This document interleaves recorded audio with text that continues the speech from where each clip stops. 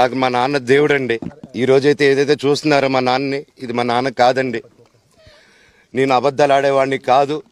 నా గురించి మీరు ఎవరినైనా ఎంక్వైరీ చేసుకోండి, నా ఫ్రెండ్స్ని అడగండి.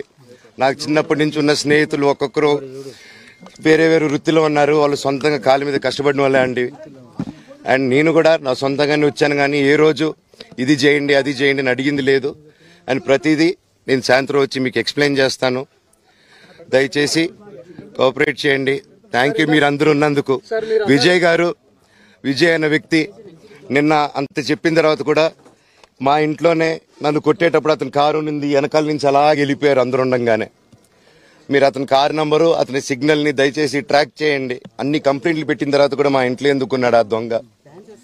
మీరు దయచేసి ఇది ఇమీడియట్ చేసుకోండి. నేను సాయంత్రం లోపల ఒకసారి మీరు అన్నారు ఇందాక మా నాన్న దేవుడు అని చెప్పి, చెప్తాను సార్. మా నాన్న మీ షోల్డర్ మీద గన్ను పెట్టి కాలుస్తున్నారండి, క్లియర్ గా కాలుస్తున్నారు. ఆయన నేను పనులు చేసుకుంటూ అన్ని రకరకాలుగా ఉన్నప్పుడు ఆయన బ్రెయిన్ వాష్ చేసుకొని నా వ్యక్తిగత జీవితంలో బయట పెట్టి నన్ను, నా వ్యక్తిగత జీవితం తప్ప అది కూడా నేనేం తప్పు చేయలేదండి. నేను ప్రేమించిన అమ్మాయిని పెళ్లి చేసుకున్నాను, అమ్మాయి కోసం పోరాడాను. దాంట్లో తప్పేంటంటే నాకు అర్థం కావట్లేదు. అండ్ ఈరోజు వచ్చి 10 మందికి నిలబడినప్పుడు నేను చెడ్డోడిని అయిపోయాను. ఎక్కడ సైన్ పెట్టమంటే పెట్టాను, రమ్మంటే వచ్చాను, పొమ్మంటే పోయాను. ఎన్ని సినిమాలు చేయమంటే అన్ని సినిమాలు చేశాను. అన్న కంపెనీల్లో పనిచేశాను, సాంగులు చేశాను, వాళ్ళకి రికార్డింగ్లు చేశాను, ఫైట్ డైరెక్షన్లు చేశాను. ఎంతో గొడ్డులాగా కష్టపడాను, మనసు పూర్తిగా సంతోషంగా చేశాను.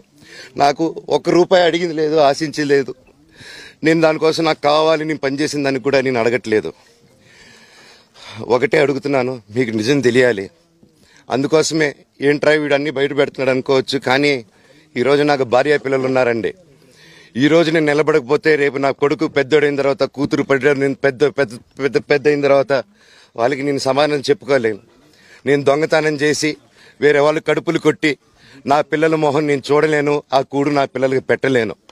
మా నాన్న నన్ను అలా పెంచలేదు, మా అమ్మ నన్ను అలా పెంచలేదు. మధ్యలో మా అమ్మ నలిగిపోతుంది. మా అమ్మని హాస్పిటల్లో అడ్మిట్ అయ్యారని చెప్పి నేను అబద్ధాలు ఆడారు. హాస్పిటల్కి వెళ్ళి చెక్ చేయించుకుంది అమ్మ. నువ్వు వెళ్ళిపో ఇంట్లో నుంచి, నువ్వు వెళ్ళిపోతే వీడిని చూసుకుంటావు మేమంటే, మేము మంచిగా మాట్లాడి పంపిస్తాం అంటే నమ్మి ఆవిడ 3 రోజుల నుంచి దడదడగా ఉంటే వెళ్ళింది వెళ్ళమ్మ అంటే. ఏ ఏజీకి వెళ్ళడం వాస్తవం చూపించుకొని ఇమీడియట్గా మా అన్నింటికి వెళ్ళిపోయి అన్నింట్లో పడుకున్నారు. మీకు ప్రతిదీ తెలుస్తుంది. ఈ రోజుల్లో ఏది దాచలేరు. మరి ఇంత క్యారెక్టర్ అసాసినేషను నేను చేయని దానికి చేశారు అని, నా భార్య వచ్చిన తర్వాత నేను చెడ్డోడినయ్యానని, అదే వాళ్ళ తల్లిదండ్రులు ఉండుంటే గమ్మునుంటారా అండి? ఈరోజు నేను గమ్మునుంటే ఎలా అండి? తనకి తల్లి అయినా తండ్రి అయినా అన్నీ నేనే అండి. ఈరోజు తను వాళ్ళ ఇంట్లో ఆధారపడదు, నేను మా ఇంట్లో ఆధారపడను. నేను నా సినిమాలు చేసుకుంటున్నాను. తను సొంతంగా ఒక టాయ్ కంపెనీ పెట్టుకుంది. లాక్డౌన్లో నా అహం బ్రహ్మాస్మి సినిమా మా ప్రేమ కోసం ఆపేసినప్పుడు నిర్దాక్షిణంగా నేను చెన్నైకి షిఫ్ట్ అయిపోయి ఈ ఊర్లో వద్దని మేము అక్కడ కూర్చొని, నేను మనోజ్ నువ్వు బొమ్మలు గీస్తావు కదా, కథలు రాస్తావు కదా, బొమ్మలకి ఆత్మనిర్భర్ అని నరేంద్ర మోడీ గారు ఇది అనౌన్స్ చేశారు. ఈ బొమ్మలు, నీకు బొమ్మలు ఇష్టం, పిల్లలు ఉన్నారు, మనమే క్రియేట్ చేద్దాం బొమ్మలు అంటే, లాక్డౌన్లో నేను డ్రాయింగ్లు చేసి కథలు రాసుకొని నా ఫ్రెండ్స్ దగ్గర కొంచెం అప్పులు చేసుకొని మేమే పెట్టుబడులు పెట్టుకుంటూ, నా ఫ్రెండ్స్ కూడా పెద్ద కష్టపడి వచ్చిన వాళ్ళండి. వాళ్ళకున్న కొంతలో నాకు పంచుకుంటూ, మమ్మల్ని కాపాడుకుంటూ, ఒకరినొకరు కాపాడుకుంటూ నిలబడి ఈరోజు మనీని నిలదొక్కున్నాం అండి. నేను నా భార్య, తను కష్టపడుతుంది. ఇప్పుడు కాశ్మీర్ నుంచి కన్యాకుమారి వరకు ఓన్లీ తను, నేను, ఇంకొక 3-4 కలిసి దీన్ని ఇంత దూరం తీసుకొచ్చామండి. ఈరోజు నేను మళ్ళీ సినిమాలకు వచ్చేసాను. అందుకే ఈరోజు నేను నిలబడపోతే ఇది నా పిల్లలకి చెప్పేది కరెక్ట్ కాదు, ఎవరికి కరెక్ట్ కాదు. ఇన్నాళ్ళు గమ్మునున్నాను ఓకే, కానీ వాళ్ళ నాన్న ఆస్తుల కోసం కొట్లాడుతున్నాడా, మంచి కోసం నిలబడుతున్నాడా అనేది ఈరోజు మీకు సాయంత్రం వచ్చిన ప్రూఫ్స్ అన్ని వదులుతాను. మా నాన్న మీద గన్ను పెట్టి కాల్చే వినయ్కి, మా అన్నకి సాయంత్రం ప్రతిదీ చెప్తాను. చెప్పాను కదండి. పెళ్లికి బంగారానికి ఎన్నటికీ విడదీయలేని అనుబంధం.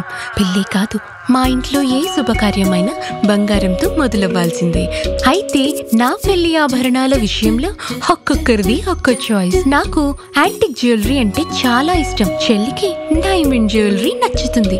అమ్మ టేస్ట్ పక్కా ట్రెడిషనల్, నాన్నేమో పక్కా commercial. Best price, quality and service కావాలంటాడు. ఇక నానమ్మ అయితే తన పాత బంగారానికి 100% బైబ్యాక్ కావాలంటుంది. అయినా నో టెన్షన్. మా అందరి అభిరుచులకి ఏకైక ఎంపిక మానేపల్లి జ్యువెలర్స్. తరతరాలుగా తరగని స్వర్ణ బంధాలు మన మానేపల్లి జ్యువెలర్స్.